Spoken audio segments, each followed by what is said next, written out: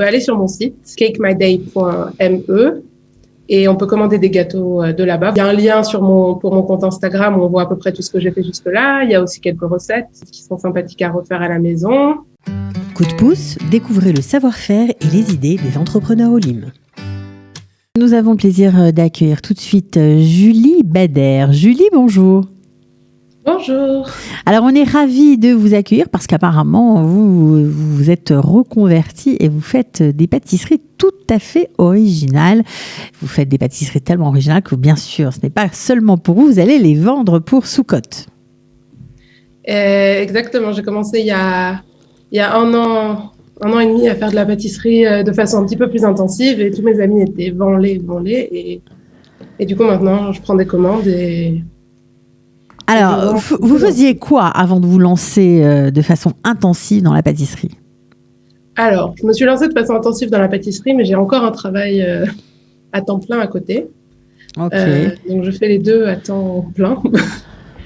Je travaille dans une start-up à Petah Tikva et à côté, le matin, le soir et le vendredi, je fais des pâtisseries.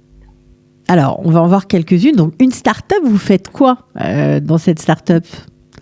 Je suis analyste, je fais des rapports, des background checks sur des gens. Alors, qu'est-ce qui fait que vous avez eu besoin de développer votre talent de pâtissière ?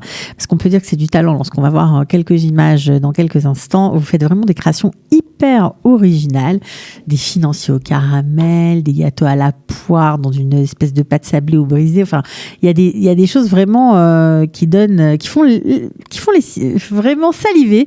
C'est tout ce qu'on peut dire. Ça a l'air excellent. Qu'est-ce qui fait que vous avez voulu développer ce talent ? J'ai toujours été passionnée par la pâtisserie, mais je pense que honnêtement, ce qui m'a fait m'y mettre vraiment à 100%, c'est probablement le décès de ma grand-mère, qui était elle-même une grande pâtissière, une grande cuisinière connue dans presque toute la région d'Alsace et dans sa ville maternelle aussi en Suisse. Et quand elle est décédée, j'ai récupéré tous ses livres et tous ses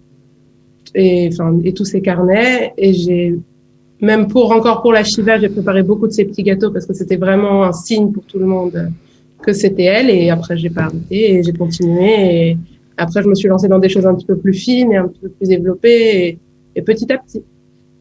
Et apparemment, ça vous plaît. Vous aimeriez lâcher la start-up pour vous consacrer à ce travail ? Un jour, peut-être, oui. C'est une option.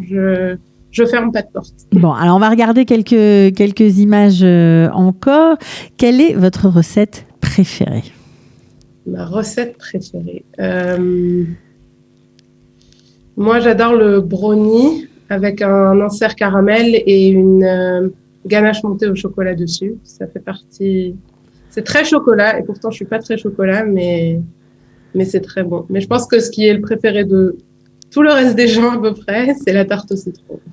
La tarte au citron. Bon, alors moi, je craque pour ce gâteau, ce financier. J'ai l'impression que c'est un financier au caramel avec quelque chose qui coule à l'intérieur. On ne sait pas. On a l'impression que c'est du caramel. Vous m'arrêtez si je me trompe ? Oui, c'est du caramel. Je suis une grande fan de caramel. J'en mets un peu partout. Certains me le reprochent.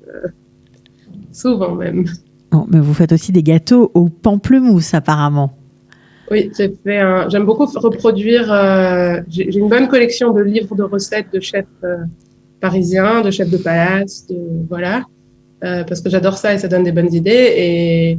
Et donc le cheesecake au pamplemousse, ça fait partie d'une recette que j'ai vue dans le livre du chef pâtissier du Ritz à Paris, François Perret. Et c'est vrai que c'était assez original et franchement très bon. C'est très bon, on imagine. Donc c'est ça qui est un peu nouveau avec vous, parce que c'est vrai qu'il y a beaucoup de gens qui font de la pâtisserie, mais vous, on voit qu'il y a une petite touche d'originalité quand même, digne des plus grands. Voilà, si vous avez des inspirations, on comprend. Quel est votre chef préféré, celui qui vous influence, à part votre grand-mère, bien sûr ? Je pense que mon chef préféré jusque-là, c'est Cédric Grolet. C'est le chef du Meurice. Et j'aime beaucoup parce qu'il a une boutique où il fait beaucoup plus de viennoiserie et une boutique où il fait des des fruits reconstruits de façon assez impressionnante. Je suis très loin d'être à ce niveau-là, mais un jour peut-être. Un jour peut-être, d'accord. Alors si on veut vous aider, parce qu'on sait que c'est compliqué avec le Covid-19, bien que vous travaillez par ailleurs, mais si on a envie de vous donner un petit coup de pouce et de profiter de vos gâteaux, comment fait-on ? Alors, on peut aller sur mon site, cakemyday.me, et on peut commander des gâteaux de là-bas. Vous pouvez aussi là-bas voir à peu près... Il y a un lien pour mon compte Instagram où on voit à peu près tout ce que j'ai fait jusque-là. Il y a aussi quelques recettes qui sont sympathiques à refaire à la maison. Et je prends les commandes sur Tel Aviv jusqu'à 2 jours avant la date de livraison. Alors, uniquement sur Tel Aviv, d'après ce que je comprends. Oui, pour l'instant, c'est uniquement sur Tel Aviv. Il y a certaines fois où, si j'ai beaucoup de commandes sur Ranana, c'est aussi possible, mais c'est majoritairement sur Tel Aviv, Ramat Gan, Givatayim, voilà. Voilà. Est-ce que vous avez une cache-route pour ceux qui sont, on va dire, plus observants ou pas ? Officiellement, non. Ok, d'accord. Vous utilisez des produits, j'imagine, tout à fait cachers ? Ma cuisine est cachère, je suis végétarienne, j'ai même pas de viande à la maison, donc et mes produits sont cachers. Mais j'ai même pas cherché en fait à avoir une théorie de cache-route jusque-là. Je comprends, parce que ça s'est fait en fait dans le premier cercle. A priori, ça a commencé comme ça.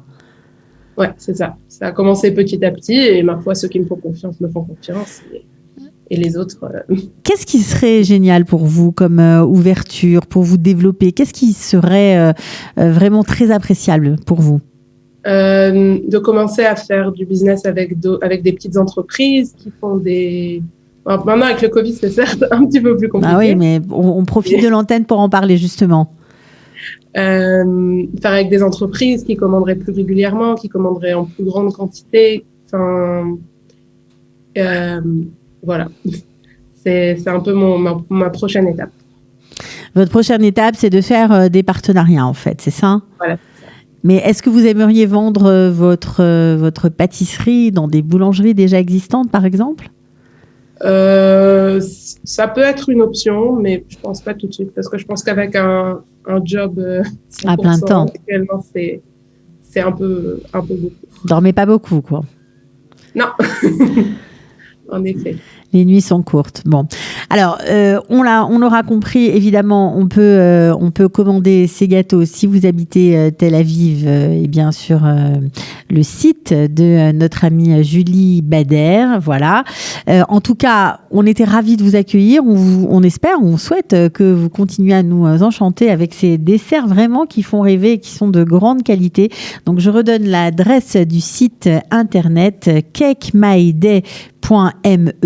Voilà, en tout cas, bonne chance. Merci d'avoir été avec nous ce matin. Évidemment, avec les fêtes de Soukhot, vous allez peut-être réussir à vendre un petit peu plus que la normale, quoique vous êtes déjà pas mal occupé. En tout cas, on vous le souhaite.